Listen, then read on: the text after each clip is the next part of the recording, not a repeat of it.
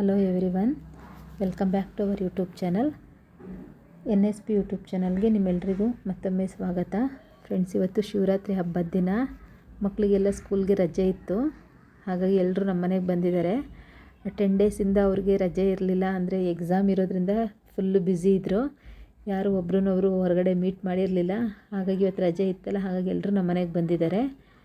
ಇವಾಗ ಎಕ್ಸಾಮ್ ಮುಗ್ದಿರೋದ್ರಿಂದ ಯಾರ ಮನೇಲೂ ಓದು ಅಂತ ಹೇಳೋ ಸೀನ್ ಎಲ್ಲ ಇರೋದಿಲ್ಲ. 1-2 ದಿನ ಫ್ರೀ ಬಿಟ್ಟಿದ್ದಾರೆ, ಹಾಗಾಗಿ ಎಂಜಾಯ್ ಮಾಡ್ತಿದ್ದಾರೆ. ಇವ್ರು ನಮ್ಮ ಮನೆಗೆ ಬಂದಿದ್ದು ಗಾಳಿಪಟ ಬಿಡಬೇಕು ಅಂತ ಅಲ್ಲಿಂದನೇ ಸ್ಕೆಚ್ ಹಾಕ್ಕೊಂಡು ಬಂದಿದ್ದರು. ಆದರೆ ನಾನು ತುಂಬ ಬಿಸಿಲಿದೆ, ಹೊರಗೆ ಬೇಡ, ಇಲ್ಲೇ ಏನಾದರೂ ಕೂತ್ಕೊಂಡು ಆಟಾಡಿ ಅಂತ ಹೇಳಿದ್ದಕ್ಕೆ ಮನಸ್ಸಿಲ್ದಲೇ ಕೂತ್ಕೊಂಡು ಆಟಾಡ್ತಿದ್ದಾರೆ. ಇದರಲ್ಲಿ ಆಡ್ತಾ ಇರೋರು 4 ಜನ ಅಷ್ಟೇ, ಏನೆಲ್ಲ ನೋಡ್ತಿರೋರು. ನನ್ನ ಮಗಳಿಗೆ ಇವರೆಲ್ಲ ಬಂದರೆ ತುಂಬ ಖುಷಿ, ಯಾಕೆಂದರೆ ಆಡಿದ್ದೇ ಆಟ ಆಡ್ಬೋದು ಅಂತ. ನೋಡಿ, ಇವಾಗ ಅಲ್ಲಿ ಆಡಿದ್ದಕ್ಕಿಂತ ಜಾಸ್ತಿ ಇವ್ರದ್ದು ವಾದಗಳೇ ಜಾಸ್ತಿ ಆಗುತ್ತೆ.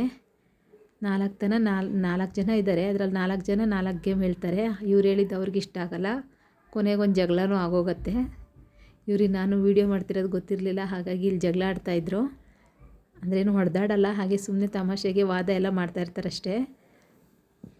ಇವಾಗ ಸರಿ ಆಯಿತು, ನೀವು ಮತ್ತೆ ಗಾಳಿಪಟ ಮಾಡೋದಕ್ಕೆ ಅಂತ ಮೇಲೆ ಹೋಗ್ತಾಯಿದ್ರು. ನಾನು ಮತ್ತೆ ಇಲ್ಲೇ ಇರಿ ಅಂತ ಎಲ್ಲ ಹೇಳಿ ಕೂರಿಸಿದ್ದೀನಿ. ಇವಾಗ ಸರಿ ಆಯಿತು, ನಾನು ಆಟಾಡೋಕ್ಕೆ ಬರ್ತೀನಿ, ನೀವು ಮೇಲೆ ಹೋಗೋದು ಬೇಡ ಅಂತ ಮಕ್ಕಳನ್ನೆಲ್ಲ ಕರ್ಕೊಂಡು ನಾನು ಸ್ವಲ್ಪ ಆಟ ಆಡೋಣ ಲೂಡೋ ಅಂತ ಹೋದೆ. ಆದರೆ ನಾನು ಇವ್ರ ಜೊತೆ ಆಟ ಆಡಿದ್ರೆ ನಾನು ಯಾವತ್ತೂ ಲಾಸ್ಟೇ ಸೋಲೋದು. ಇವತ್ತು ಅಷ್ಟೇ ನಾನೇ ಸೋತಿದ್ದು. ಇವ್ರು ಜಾಸ್ತಿ ಅವಾಗವಾಗ ಆಟ ಆಡ್ತಿರ್ತಾರೆ, ಆದರೆ ನಾನು ಯಾವತ್ತೂ ಆಡಲ್ಲ, ಅಪರೂಪಕ್ಕೆ ಒಂದ್ಸಲ ಹೋಗ್ತೀನಿ ಅಷ್ಟೇನೆ. ಈ ಆಟದ ಮಧ್ಯದಲ್ಲಿ ನಾನು ಮಧ್ಯದಲ್ಲಿ ಏನಾದರೂ ಕೆಲಸಗಳಿದ್ದರೆ ಇವ್ರಿಗೊಂದು 5 ನಿಮಿಷ ಬಿಟ್ಟು ಆ ಕೆಲಸನೂ ಸಹ ಮುಗಿಸ್ಕೊಂಬರ್ತಾಯಿದ್ದೆ. ಇಲ್ಲಿ ನಾವು 4 ಜನ ಲೂಡೋ ಆಟ ಆಡ್ತಾಯಿದ್ರೆ ನನ್ನ ಮಗಳು ಮತ್ತು ಭುವನ್ ಇಬ್ಬರೂ ಗೋಲಿ ಆಡ್ತಾಯಿದ್ರು. ತ್ರಿಭುವನ್ ಸ್ವಲ್ಪ ಹೆಲ್ಪ್ ಮಾಡಿದೆ ನನಗೆ ವೀಡಿಯೋ ಎಲ್ಲ ಮಾಡೋದಕ್ಕೆ, ನೋಡ್ಕೊತಾ ಇದ್ದೆಲ್ಲ. ಕೊನೆಗೂ ಆಟ ಎಲ್ಲ ಆಡಿದ್ದಾಯಿತು. ಇವರೆಲ್ಲ ನನ್ನ ಮಗ 3 ವರ್ಷ ಇರುವಾಗಿಂದ ಫ್ರೆಂಡ್ಸ್ ಇವರೆಲ್ಲ. ನಾವೆಲ್ಲ ಒಂದೇ ಬಿಲ್ಡಿಂಗಲ್ಲಿದ್ದವರು. ಇವಾಗೆಲ್ಲ ಬೇರೆ ಬೇರೆ ಆಗಿದ್ದೀವಿ, ಆದರೂ ಮಕ್ಕಳು ಎಲ್ಲ ಒಂದಾಗ್ತಾರೆ ಆಟ ಆಡೋ ಟೈಮಲ್ಲೆಲ್ಲ. ಈ ಮಕ್ಕಳಾಗಿದ್ರೇ ಚೆಂದ ಅನಿಸುತ್ತೆ ಅಲ್ವಾ. ನೋಡಿ, ಇವರು ಬಡವ ಶ್ರೀಮಂತ ಏನೂ ಗೊತ್ತಿರಲ್ಲ ಇವ್ರಿಗೆ, ಎಷ್ಟು ಚೆನ್ನಾಗಿ ಎಂಜಾಯ್ ಮಾಡ್ತಿದ್ದಾರೆ. ಆದರೆ ಇವ್ರು ದೊಡ್ಡವರಾದಮೇಲೆ ಯಾಕೆ ಚೇಂಜ್ ಆಗ್ತಾರೋ ಗೊತ್ತಿಲ್ಲ, ನಾವೇ ಪೇರೆಂಟ್ಸೇ ಕಾರಣ ಅನಿಸುತ್ತೆ ಅದಕ್ಕೆಲ್ಲ. ಇವನು ಮಂಗಳೂರವರಿದ್ದಾರೆ, ಕುಂದಾಪುರ, ಶಿವಮೊಗ್ಗ, ಕೋಲಾರ, ಚಿತ್ರದುರ್ಗ, ಎಲ್ಲಿಂದ ಬಂದಿರ್ತಾರೆ. ಎಲ್ಲರೂ ಒಟ್ಟಾಗಿ ಥರ ಆಡ್ತಾರೆ. ಇವಾಗ ಅವ್ರ ಮನೇಲಿ ಫೋನ್ ಬಂದಿತ್ತು ಊಟ ಮಾಡೋದಕ್ಕೆ ಅಂತ, ಹಾಗಾಗಿ ಎಲ್ಲ ಹೊರಟರು. 3:30 ವಾಪಸ್ ಬರ್ತೀವಿ ಅಂತ ಹೇಳಿ ಹೋಗಿದ್ದಾರೆ. ಅವ್ರು ಹೋದ್ಮೇಲೆ ನಾನಿಲ್ಲಿ ತಂಬಿಟ್ಟು ಮಾಡೋಣ ಅಂತ ರೆಡಿ ಮಾಡ್ತಾಯಿದ್ದೀನಿ. ನಾನು ಈ ಬಟ್ಲ ಅಳತೆನಲ್ಲಿ 3 ಬಟ್ಲಷ್ಟು ಹುರ್ಗಡ್ಲೆನ ತೊಗೊಂಡಿದ್ದೀನಿ. ನಾನಿಲ್ಲಿ ಇವತ್ತು ಹುರ್ಗಡ್ಲೆ ತಂಬಿಟ್ಟನ್ನ ಮಾಡ್ತಾಯಿದ್ದೀನಿ.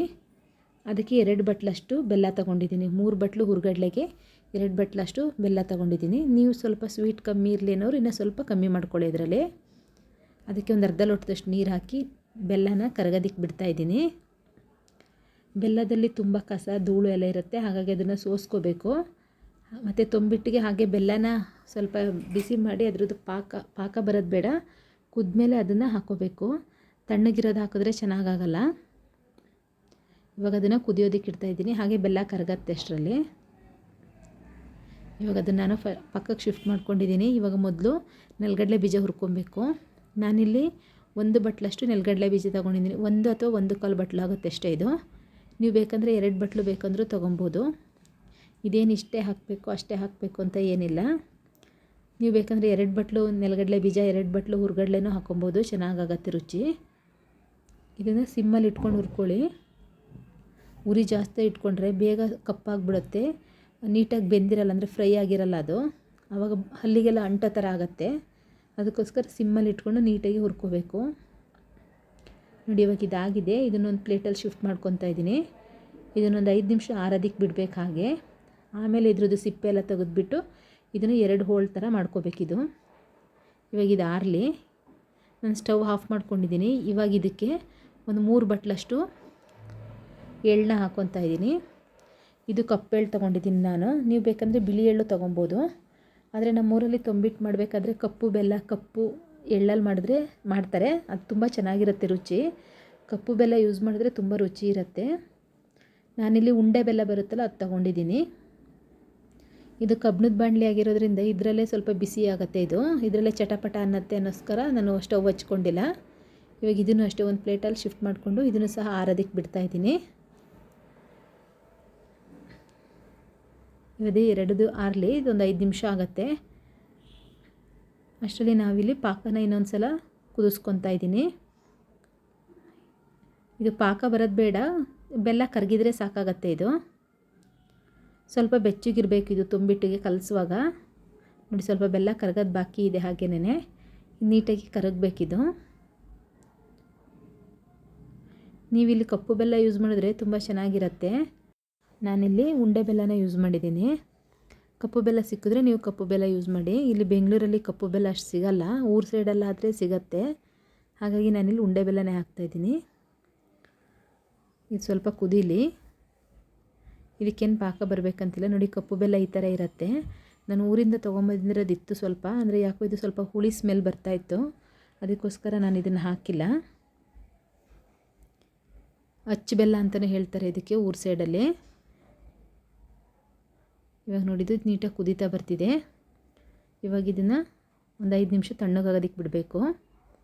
ತುಂಬ ಬಿಸಿ ಬಿಸಿ ಇದ್ದರೆ ಕೈ ಸುಡತ್ತೆ, ಅದಕ್ಕೋಸ್ಕರ.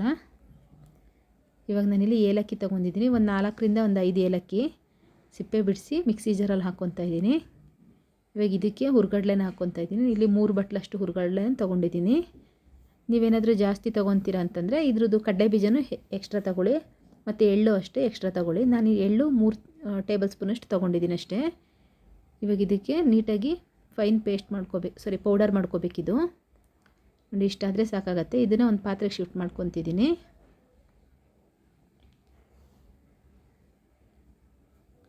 ಇವಾಗ ಇದೇ ಮಿಕ್ಸಿ ಜಾರ್ಗೆ ನಾವು ನೆಲಗಡಲೆ ಬೀಜನ ಹಾಕೋಬೇಕಾಗುತ್ತೆ. ಅದಕ್ಕೂ ಮೊದಲು ಅದನ್ನು ನೀಟಾಗಿ ಸಿಪ್ಪೆ ತೆಗಿಬೇಕು. ನೋಡಿ, ಕೈಯಲ್ಲಿ ಈ ಥರ ಉಜ್ಜಿದ್ರೆ ಅದು ಸಿಪ್ಪೆ ಎಲ್ಲ ಹೋಗುತ್ತೆ. ಇವಾಗ ಅರ್ಧದಷ್ಟು ನೆಲಗಡಲೆನ ನಾನು ಪೌಡ್ರ್ ಮಾಡ್ಕೊತಾ ಇದ್ದೀನಿ. ಎಳ್ಳು ಅಷ್ಟೇ ಅರ್ಧದಷ್ಟು ಇದಕ್ಕೆ ಹಾಕ್ಕೊಂಡು ಪೌಡ್ರ್ ಮಾಡ್ಕೊತಾ ಇದ್ದೀನಿ. ಇದೇನು ನೈಸ್ ಪೌಡ್ರ್ ಮಾಡ್ಕೋಬೇಕು ಅಂತೇನಿಲ್ಲ. ಮಿಕ್ಸಿನ ಒಂದು 2-3 ಸಲ ಹಾಫ್ ಆ್ಯಂಡ್ ಆನ್ ಮಾಡಿದ್ರೆ ಸಾಕಾಗತ್ತೆ. ಇವಾಗ ಇದರೊಳಗಡೆ ಹಾಕ್ಕೊತಾ ಇದ್ದೀನಿ ಅದನ್ನು. ಮತ್ತು ಮಿಕ್ಕಿರೋ ಎಳ್ಳನ್ನು ಸಹ ಅದರಲ್ಲೇ ಹಾಕ್ಕೊತಿದ್ದೀನಿ. ನಾನಿಲ್ಲಿ ಕಪ್ಪೆಳ್ಳು ಯೂಸ್ ಮಾಡಿದ್ದೀನಿ. ಕಪ್ಪೆಳ್ಳಲ್ಲಿ ಕೆಲವೊಂದು ಸಲ ಕಲ್ಲಿರುತ್ತೆ, ನೋಡ್ಕೊಂಡು ಹಾಕ್ಕೊಳ್ಳಿ. ಮಿಕ್ಕಿರೋ ಕಡಲೆ ಬೀಜನೂ ಸಹ ಇದರಲ್ಲೇ ಹಾಕ್ಕೊತಾ ಇದ್ದೀನಿ. ಕೆಲವರು ಮಕ್ಕಳು ಚಿಕ್ಕವರಿದ್ದವರೆಲ್ಲ ತಿನ್ನೋಕ್ಕಾಗಲ್ಲವರು ಅದನ್ನು ಸಹ ಪೌಡ್ರ್ ಮಾಡ್ಕೊಳ್ಳಿ. ನಾನಿಲ್ಲಿ ಟೋಟಲ್ ಇದಿಷ್ಟು ಕ್ವಾಂಟಿಟಿಗೆ ಒಂದು ಅರ್ಧ ಬಟ್ಲಷ್ಟು ಒಣಕೊಬ್ಬರಿ ತೊಗೊಂಡಿದ್ದೀನಿ. ಇದರಲ್ಲಿ ಅರ್ಧದಷ್ಟು ಭಾಗನ ಮಿಕ್ಸಿಗೆ ಹಾಕ್ಕೊಂಡು ನಾನು ಅಂದರೆ ತರಿಯಾಗಿ ಪೌಡ್ರ್ ಥರ ಮಾಡ್ಕೊತೀನಿ. ಇನ್ನು ಅರ್ಧ ಭಾಗನ ಚಿಕ್ಕದಾಗಿ ಹೆಚ್ಚಾಕ್ತೀನಿ. ನೋಡಿ, ಇವಾಗ ಇದಿಷ್ಟನ್ನು ನಾನು ತರಿ ಮಾಡ್ಕೊತಾ ಇದ್ದೀನಿ. ಇದು ಅಷ್ಟೇ ಮಿಕ್ಸಿನ ಒಂದು 2-3 ಸಲ ಆಫ್ ಆ್ಯಂಡ್ ಆನ್ ಮಾಡಿದ್ರೆ ಸಾಕಾಗತ್ತೆ. ಒಣಗಿರೋದ್ರಿಂದ ಬೇಗ ಪೌಡರ್ ಆಗುತ್ತೆ. ಇವಾಗ ಇದನ್ನು ಸಹ ಈ ಪಾತ್ರೆನಲ್ಲೇ ಹಾಕ್ಕೊತಾ ಇದ್ದೀನಿ. ಇನ್ನು ಉಳಿದಿರೋ ಅರ್ಧ ಭಾಗನ ಚಿಕ್ಕದಾಗಿ ಹಾಕ್ಕೊತಾ ಇದ್ದೀನಿ. ಇದು ಬಾಯಿಗೆ ಸಿಕ್ಕಿದ್ರೆ ತಿನ್ನುವಾಗ ತುಂಬ ಚೆನ್ನಾಗಿ ಅನಿಸುತ್ತೆ, ಅದಕ್ಕೋಸ್ಕರ. ಮಕ್ಕಳು ಮತ್ತು ವಯಸ್ಸಾಗಿರೋರು ಯಾರು ಇತ್ತಂದರೆ ಅವ್ರು ತಿನ್ನೋಕ್ಕಾಗಲ್ಲ, ಆವಾಗ ನೀವು ಅದನ್ನು ಸಹ ಪೌಡರ್ ಥರ ಮಾಡ್ಕೊಳ್ಳಿ. ಇವಾಗ ಬೆಲ್ಲನ ಸೋಸ್ಕೊಬೇಕು. ತುಂಬ ಕಲ್ಲು ಧೂಳೆಲ್ಲ ಇರುತ್ತೆ ಇದರಲ್ಲಿ, ಅದಕ್ಕೋಸ್ಕರ. ನೋಡಿ, ಇವಾಗ ಸೋಸ್ಕೊಂಡಿದ್ದೀನಿ ಇದನ್ನು. ಇದು ಸ್ವಲ್ಪ ಬೆಚ್ಚಗಿರಲಿ, ತುಂಬ ತಣ್ಣಗಾದರೆ ಚೆನ್ನಾಗಾಗಲ್ಲ. ಇವಾಗ ನಾವು ಈ ಹಿಟ್ಟಿಗೆ ಕಡಲೆ ಪೌಡ್ರ್ ಇದೆಯಲ್ಲ, ಇದಕ್ಕೆ ಸ್ವಲ್ಪನೇ ಹಾಕಿ ಮಿಕ್ಸ್ ಮಾಡ್ಕೋಬೇಕು. ಒಂದೇ ಸಲ ಎಲ್ಲನೂ ಹಾಕೊಳ್ಳೋದಕ್ಕೆ ಹೋಗ್ಬಿಡಿ, ಜಾಸ್ತಿ ನೀರಾಗಿಬಿಟ್ರೆ ಕಷ್ಟ. ಸ್ವಲ್ಪನೇ ಹಾಕ್ಕೊಂಡು ಒಂದು ಸ್ಪೂನ್ ಸಹಾಯದಿಂದ ಈ ಥರ ತಿರುಗಿಸ್ಕೊತಾ ಬನ್ನಿ. ತಕ್ಷಣ ಕೈ ಹಾಕಬೇಡಿ, ಇದು ಬಿಸಿ ಇರೋದ್ರಿಂದ ಸ್ಪೂನಲ್ಲೇ ಕಲಸಿ. ಅದು ಸ್ವಲ್ಪ ಬೆಚ್ಚಗಾದ್ಮೇಲೆ ನೀವು ಅದನ್ನು ಕೈಯಲ್ಲಿ ಮಿಕ್ಸ್ ಮಾಡ್ಕೊಳ್ಳಿ ನೀಟಾಗಿ. ನಿಮಗೆ ಉಂಡೆ ಕಟ್ಟೋ ಹದಕ್ಕೆ ಬರಬೇಕದು. ಜಾಸ್ತಿ ಒಂದೇ ಸಲ ಪಾಕ ಹಾಕೊಂಬಿಟ್ರೆ ಮೆತ್ತಗಾಗ್ಬಿಡುತ್ತೆ, ಉಂಡೆ ಕಟ್ಟೋದಕ್ಕಾಗಲ್ಲ, ಅದಕ್ಕೋಸ್ಕರ. ನೋಡಿ, ಇಷ್ಟಾದರೆ ಸಾಕಾಗತ್ತೆ. ನೋಡಿ, ಇವಾಗ ಈ ಥರ ಉಂಡೆ ಮಾಡಿದ್ರೆ ಉಂಡೆ ಶೇಪಲ್ಲಿ ಬರುತ್ತೆ ಅದು. ಇಷ್ಟು ಇದು ಬೆಲ್ಲದ ರಸ ಮಿಕ್ಕಿದೆ. ಅದು ನಾವೇನಾದರೂ ಕಾಫಿ ಮಾಡುವಾಗ ಅಥವಾ ಬೇರೆ ಏನಾದರೂ ಬೆಲ್ಲದಿಂದ ಮಾಡೋ ಸ್ವೀಟ್ ಇದ್ದಾಗ ಅದನ್ನು ಯೂಸ್ ಮಾಡ್ಕೊಬೋದು. ನೋಡಿ, ಈ ಥರ ಉಂಡೆ ಕಟ್ಕೊಂಡಿದ್ದೀನಿ. ನಾನು ಚಿಕ್ಕದಾಗಿ ಮಾಡ್ಕೊತಿದ್ದೀನಿ. ಈ ಮಲೆನಾಡು ಸೈಡಲ್ಲೆಲ್ಲ ತೊಂಬಿಟ್ಟು ಇದು ಒಂದು 3 ತೊಂಬಟ್ಟು ಸೇರಿ 1 ತೊಂಬಿಟ್ಟಷ್ಟು ಸೈಜ್ ಇರುತ್ತೆ. ನಾನು ಇವಾಗ ಮಕ್ಳಿಗೆ ಕೊಡ್ತಾಯಿದ್ದೀನಿ ಟೇಸ್ಟ್ ಮಾಡೋದಕ್ಕೆ. Thank you friends, thank you so much. ಇದೇ ರೀತಿ ಸಪೋರ್ಟ್ ಮಾಡಿ ಫ್ರೆಂಡ್ಸ್.